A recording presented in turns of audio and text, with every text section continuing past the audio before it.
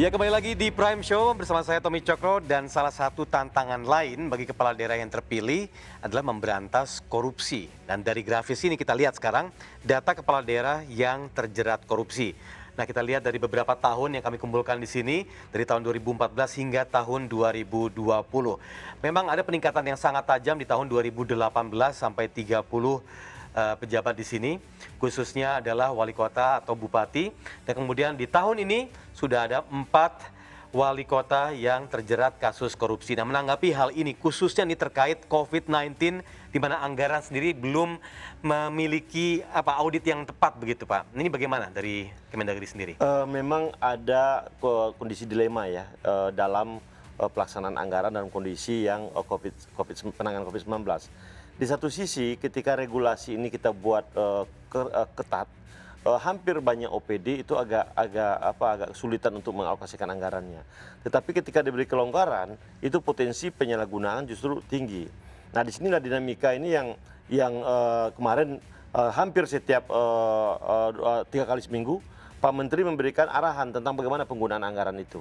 Bahkan kita juga selalu berkoordinasi dengan LKPP, dengan BPKP, dengan BPK, bahkan dengan KPK sendiri. Memberikan motivasi kepada seluruh kepala daerah untuk segera mengalokasikan anggarannya sepanjang tidak ada praktek korupsi. Tetapi saya katakan mungkin kepala daerahnya tidak. Tetapi bagaimana dengan bawahannya? Ini persoalan. Ya, ini persoalan. Tetapi sekali lagi kita berterima kasih kepada aparat penegak hukum yang selalu melakukan pendampingan kemarin terhadap dana COVID-19 ini. Beri komunikasi antara kementerian dan juga para calon-calon kepala daerah ini terus secara intens, 3 kali seminggu kita melaksanakan rakor. Oke. Ya, ANEF semua. Ini saya juga ingin mendengar tanggapan dari Pak Benyamin. Pak Benyamin masih bersama kami di sini? Ya, masih, Mas. Baik, Pak Benyamin, tanggapan mengenai kekhawatiran mengenai para pemimpin-pemimpin baru, khususnya terkait dengan kasus-kasus korupsi yang menimpa para kepala daerah, bagaimana tanggapan Bapak sendiri?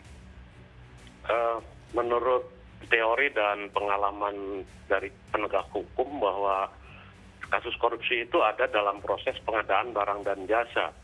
Nah, di pemerintah Kota Tangerang Selatan sendiri beberapa langkah sudah dilakukan sejak beberapa tahun yang lalu.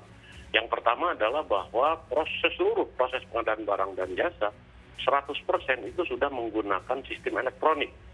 Kita sudah tidak lagi bertemu dengan orang, panitia tender kita tidak lagi bertemu dengan orang. Kemudian yang kedua, pada beberapa kegiatan yang mempunyai nilai cukup besar misalnya, itu kita mendapat pendampingan. Bahkan Korsubgah KPK itu melakukan asistensi setiap saat, kapan saja. Ya, ini yang dibahas tadi ya? Saya, betul, Pak. Dan demikian juga dengan dari Kejaksaan, kita melakukan kerjasama dan mereka, teman-teman dari Bidum Kejaksaan itu mendampingi proses pelaksanaannya di lapangan. Jadi kalau kesempatannya dipersempit, saya yakin tidak ada korupsi itu sudah jauh dari kita. Karena proses pencairan uang pun sekarang itu sudah tidak lagi menggunakan cash, kita seluruhnya menggunakan transfer melalui perbankan. Itu antara Mas.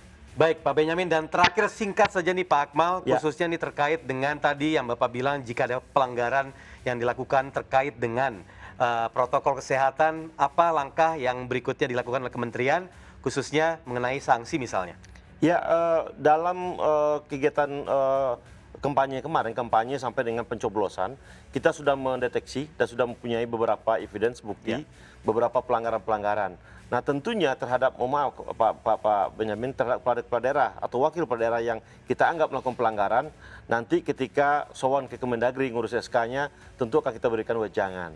Minimal nanti akan ada pembinaan khusus lah buat kepala daerah yang kami anggap melakukan pelanggaran yang cukup berat terhadap protokol kesehatan. Tapi ada sanksinya, Pak? Oh, tentu ada sanksi. Dan sanksinya tadi mungkin sanksi sosial belum berat. Ketika kepala daerah yang tidak dilakukan pembinaan, dia dilakukan pembinaan. Itu sanksi sosial, Mas. Oke, baik. Ini mohon maaf waktu sudah habis. Pak Akmal, terima kasih. Dan juga Pak Benyamin, terima kasih telah bergabung bersama kami di Prime Show. Dan tentu semoga sehat selalu untuk Bapak-Bapak dan keluarga. Terima kasih.